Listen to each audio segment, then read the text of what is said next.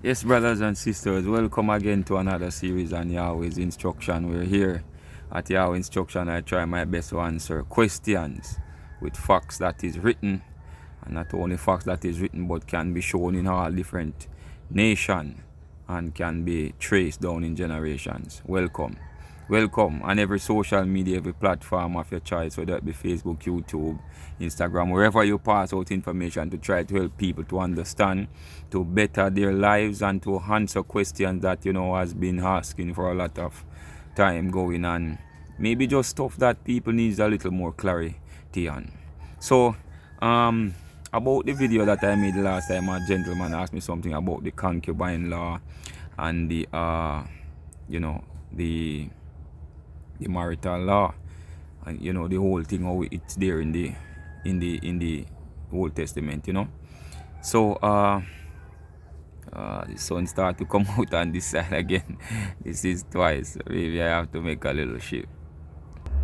Yes, brothers and sisters, sorry about that again. I had to make a little shift because the sun came out on me again. This is twice in a row it happened to me. But to answer the question, yes, on that about that whole thing there, what is my view? Someone asked, what is my truthful view on that? Even though it's written there, what is the truthful view? Well, my view for a believer, I don't think that as a believer that would really work for you in a lot of sense, and I will tell you why. Because of the time that we're in. Listen me now carefully, because of the time that we're in. Being that, say for instance now you're a pastor and you decide to go that way. You decide to have a wife and a concubine or a second wife. Which in the scripture explicitly said a bishop, a deacon, whoever should have one wife. But say you decide to do it like Solomon then, even though the scripture tells Solomon not to multiply wives, but he did.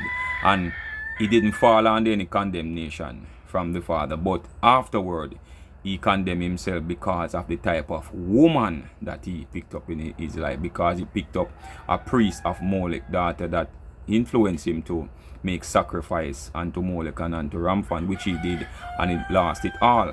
So this is a greed that I'm seeing in a lot of us men today. That it poses a very big problem. When is enough? That is the question.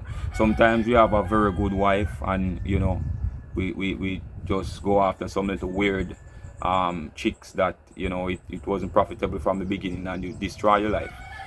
Create a problem. And that is a big issue today. A lot of women facing this today, and make a lot of statement on that. But I'm saying, you as a believer, and you take up in your life an unbeliever, one that's believe in sorcery, one that's going the way of God worship, one that going the way of abominable works. You see to keep the commandment, they don't see to do it.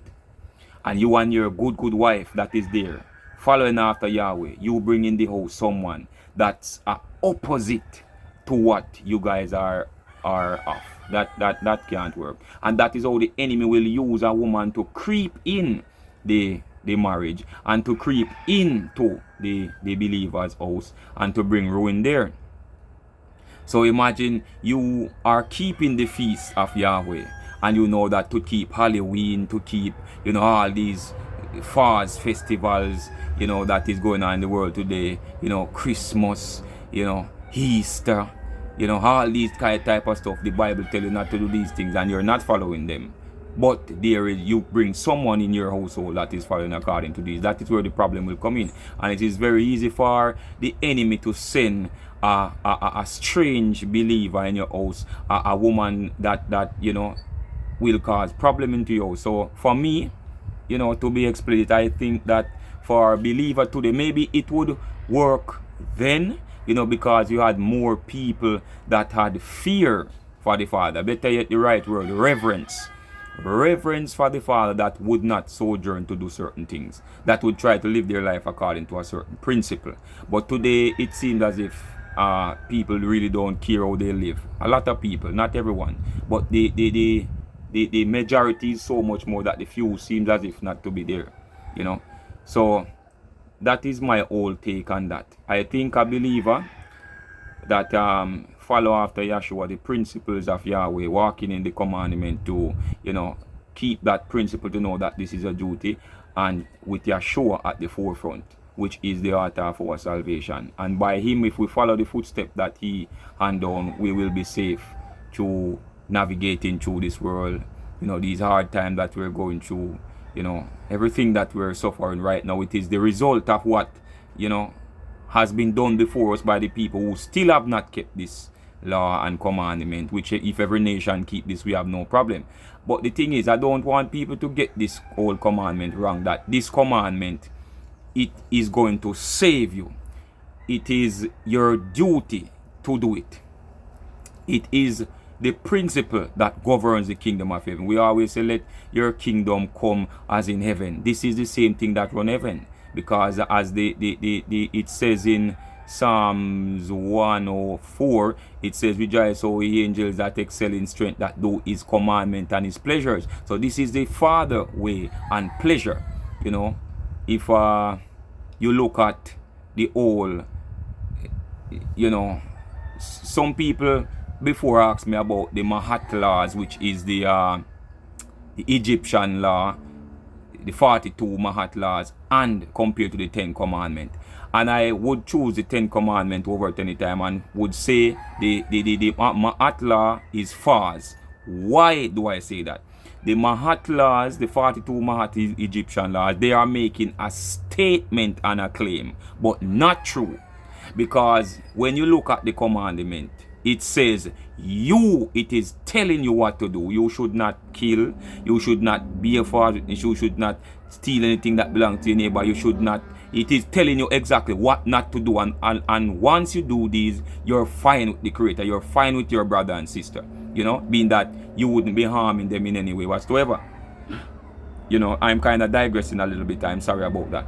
But then when it comes to the Mahat law now, it is saying, I have not in every part of it. Read it for yourself. I have not, and that's false, because if they have not, they wouldn't have done all these things that they did to the children of Israel, enslaving them for so long, and all the cruelty that they did, kill their children in the water, all manner of things. We know the history about that. So I wouldn't go with the Mahat law. The Mahat law, I find that to be false over the 10 commandments. The 10 commandments is telling every nation, every people what not to do, how to do, why not to do, and if you do, what will be the result on the both sides.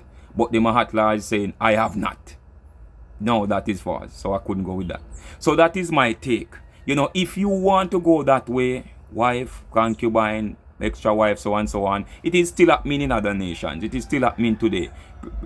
Prevalent, yes. But as a believer, I think to give care to the things of Yahweh, and, to don't bring up an evil reproach, against you, I think the one wife thing would be much more better for a believer, so you don't have to have your head over the place and stuff like that, which nothing is wrong according to as we see in the scripture, because you can prove others wrong with the scripture, because it is there, it is laid down how to do it and how to go about it and such. But as for a believer, and not everyone would accept this, and not everyone will accept that, especially in this Western world and so on. So that is my take on that. So you avoid bringing in some witches and some warlocks in your life, which some people that is going according not to as Yahweh has commanded you, but a strange way. So it is good to keep, one wife, as, Paul says. But if you decide to go that way, that is the principle of the scripture, how to go about that. But as usual, Yahweh bless you, brothers and sisters. And as whenever I'm asked something, I try my best to answer explicitly according to as it is written. And as we can see in our day-to-day life today, to match up with what the scripture has says, so that we can prove that the scripture is right. And if we go according to as the scripture says, we won't receive damage, and our lives will live much more peaceable with our brothers and sisters, and between us and our Creator. So Yahweh bless you until next time, and cause his face to shine upon you. Love you, brothers and sisters. Alright, take care. And you can remember, you can always leave a comment, ask a question whatsoever, and I'll try and get back to you and answer you as best as possible. Alright? Until next time, cheers. You are blessed.